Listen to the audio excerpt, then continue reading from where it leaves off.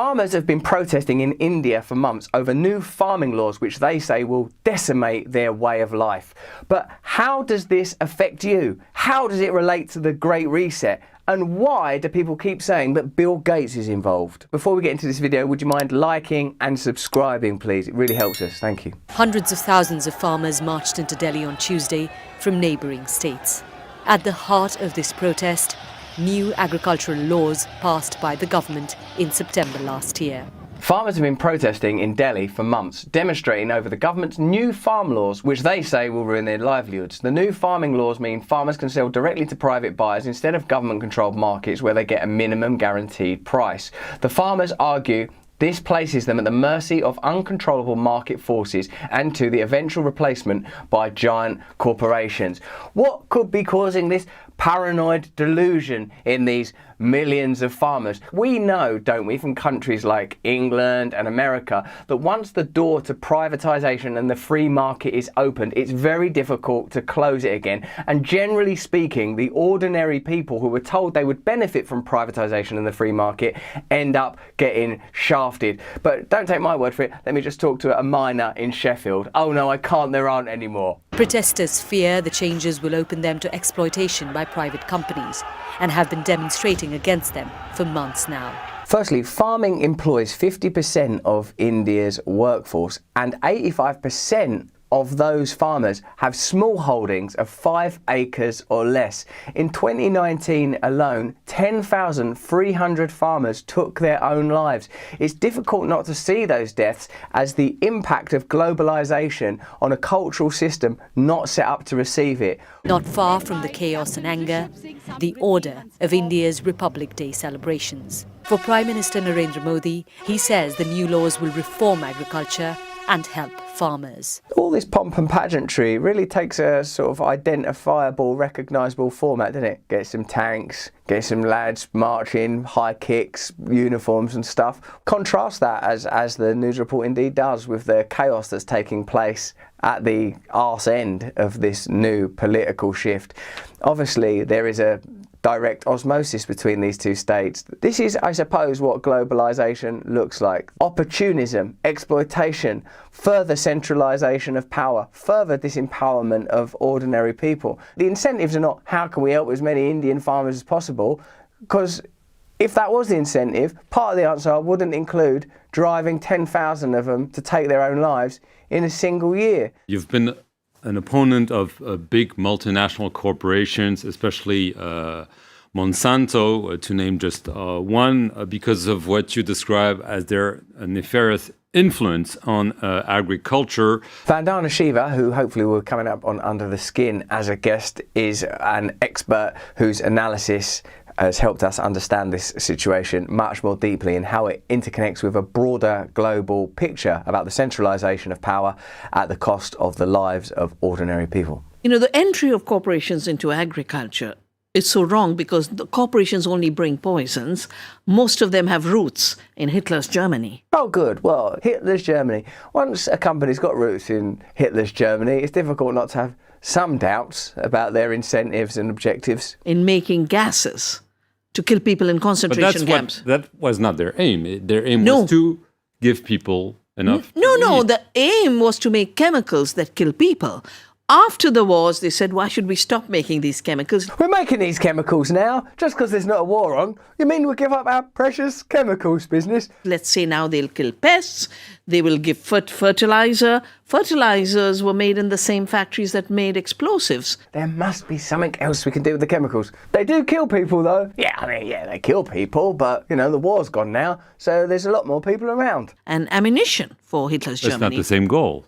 No, the companies are the same and the processes are the same. Also, the Nazis weren't going, ha, ha, ha, we're evil. They were saying, we're doing this for the benefit of the world. They're saying exactly the same stuff. So your rhetoric might change, but the goal does not. The materiality of a death-making chemical doesn't change when you say it's now for feeding the world. It's pretty clear that what she's saying is that there are deep entrenched problems at the root of these chemicals, their origins, and introducing them for the benefit of global corporations is obviously going to unsettle the infrastructure of a evidently quite fragile agricultural nation. So Monsanto came illegally, didn't take any approval, with the promise that they would increase farmers' incomes and have this magical technology to control pests. Well, the bollworm is now resistant. Farmers are in debt. Farmers are committing suicide. All right, there are some side effects. The bollworm is resistant. Farmers are now in debt and they are committing suicide. But other than that, these death chemicals are winners. The area's been ruined. The pollinators are gone. All right, we ruined the area a little bit. Yes, plants can't pollinate in the same way. But other than that, the death chemicals are winners. The groundwater's gone. We've also had some problem with the groundwater. Oh, right. All right. Also, the groundwater has been damaged. But other than that... So I save seeds.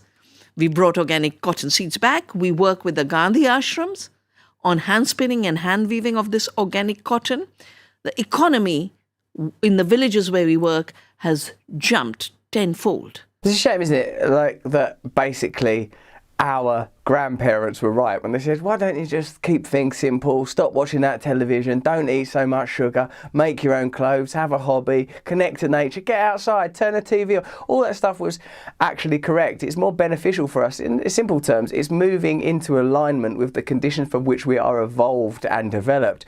The problem with globalizing, centralizing forces is they don't care for the individual in the way that we've evolved over millions of years.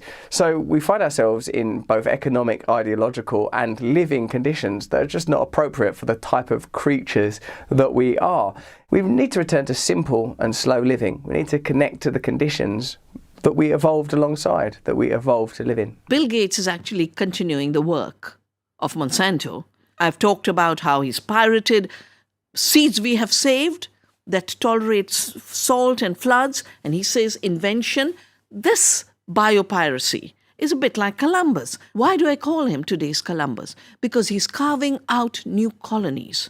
Many people regard Bill Gates as a philanthropist, as a person who does a lot, like the elimination of malaria. But as Vandana Shiva is now articulately explaining, obviously better than I could, with more wisdom and knowledge than I'm likely to accrue, that there could be alternative motivations for this apparent philanthropy. You say he has a strategy, a nefarious strategy, what you describe as philanthrocapitalism.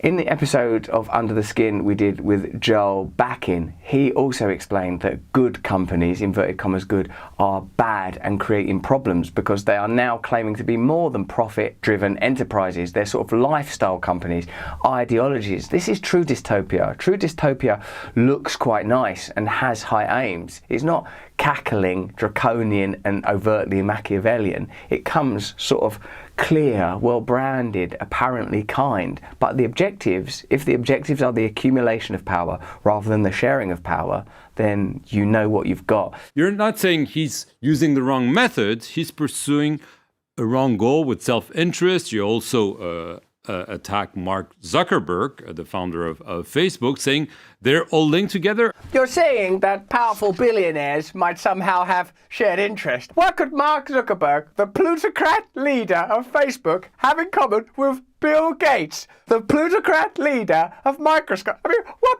possible shared interests could these two guys have? I mean, this reeks a bit of conspiracy theory, doesn't it? People's frustrations and concerns about globalization are not properly addressed because the objectives of globalizing interests are very, very powerful and they align very neatly with the interests of the media. So you won't hear negative opinions freely expressed because that's what power does. Power eliminates opposition. We stopped Mark Zuckerberg from trying to get into Indian agriculture.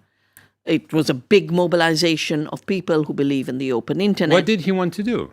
Well, basically what they do is they mine the data from the farmers. Large corporations such as Microsoft, Amazon and IBM are racing to collect as much data as they can from all nodes of the food system, becoming more and more integrated and connected through corporate partnerships, mergers and takeovers, enabling corporate capture of the food system. Once captured, this can then be processed with their powerful algorithms to provide farmers with real-time data and analysis on the condition of their soils and water, the growth of their crops, the situation with pests and diseases, and the looming weather and climate changes they may face. There's nothing wrong with that, except that behind it is the imperative to centralise power and create profit. The data and their knowledge of soil and crops will all be used to disempower those farmers, not to empower them. Some of these ideas, that access to that data, might be appealing for farms that can afford technologies, but it's a different story for the 500 million small farm households in the world who produce most of the world's food, who cannot afford the high-priced data gathering technologies.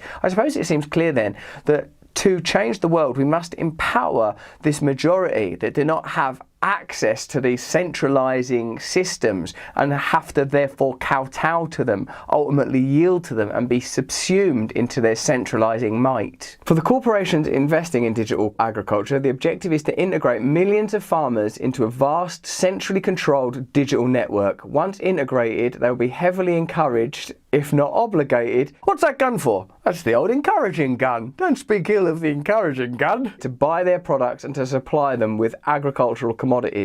All of this functioning through the mobile money systems being developed by the same companies. Doesn't the image come to mind of a sort of giant claw descending from the heavens and placing these nodes that are gathering information into the lives of people that have been existing for a long time in relative comfort? I'm sure Indian agriculture is fraught with all manner of complex difficulties, famine, failings, poverty and problems. But let's not pretend that big tech and the Great Reset are about anything other than centralising and maximising their own power, because this is again the requirements of the ecologic and ideological system that underwrites all of these undertakings. Bill Gates does both. He takes living resources and our seeds and biodiversity, mines it into data and wants ownership along with his friends. And Mark Zuckerberg mines your data and your behaviors and turns it into the raw material. I like that the people like Mark Zuckerberg and Bill Gates are sort of in the background like, sorry, I am doing some of this stuff, she's right, you know, sorry, I am gathering up all their seeds and all their data, yes, and centralising and keeping, I'm very sorry about all, oh God, this is embarrassing. Can I leave? You have enough data on what happened with Facebook selling data. This is a major threat to democracy. Big tech's emerging digital platforms will not help farmers share their knowledge or promote their diverse seed and animal varieties. The platforms will emphasise conformity. Participating farmers will have to buy the inputs that are promoted and sold on credit at high interest rates, follow the advice of a chatbot to qualify for crop insurance, which they must pay for, sell their crops to the company at a non-negotiable price. These developments in digital agriculture are not divorced from big tech's aggressive moves into food distribution and retail. In fact, digital agriculture is building the centralised production systems upstream that will supply big tech's evolving operations downstream, which are rapidly displacing to small vendors who have long served to bring foods from small farmers to consumers. So this is why you're calling them billionaire dictators, because you think they're not helping democracy, but actually threatening and even killing it? I mean, isn't this too much? No, it's a conspiracy. That's a conspiracy. Now that we have the data that is showing that native seeds have more nutrition, they produce more food, they have no cost because you don't have to use chemicals, that local biodiversity is the way to feeding the world. In spite of all that evidence, Bill Gates is still imposing and forcing GMOs. What advantages and benefits are these big tech companies that are meddling in Indian agriculture claiming to offer? And how does this all connect to the World Economic Forum? Well, one way is Indian Prime Minister Narendra Modi told the 2018 World Economic Forum meeting in Davos that climate change, terrorism and the backlash against globalization are the three most significant challenges to civilization as we know it. It's pretty clear what is being said there, that their incentive is to control at all costs the relentless march of globalization, regardless of how it impacts ordinary people. No matter how many farmers take their own lives, no matter how many industries are lost, no matter what the ecological impact. As part of the 2021 Davos agenda, the World Economic Forum published a report focused on a strawberry growing contest by Pinduoduo between traditional farmers and data scientists, concluding that data analysis, intelligent sensors and greenhouse automation helped the scientists to win. Fourth industrial revolution technologies such as AI are forecast to deliver huge productivity gains. In its Future of Jobs report 2020, the World Economic Forum estimates that by 2025, 85 million jobs may may be displaced by a shift in the division of labour between humans and machines.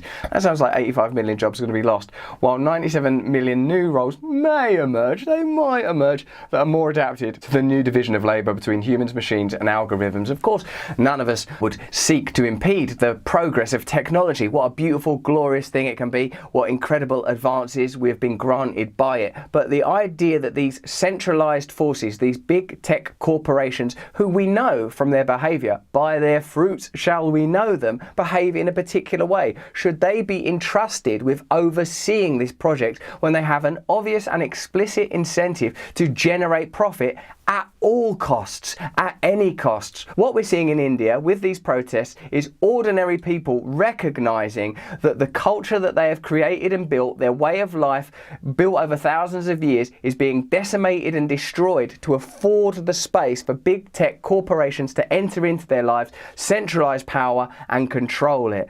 IBM, Microsoft, huge organisations that traditionally don't have at their heart the interests of ordinary people. If there's anything I missed in this video, and God knows there must have been, please let us know in the comments. We check them and we reply to them. Please subscribe to this channel. Please like, please follow us, and let us know if there's anything we missed or anything you'd like to see covered in more detail.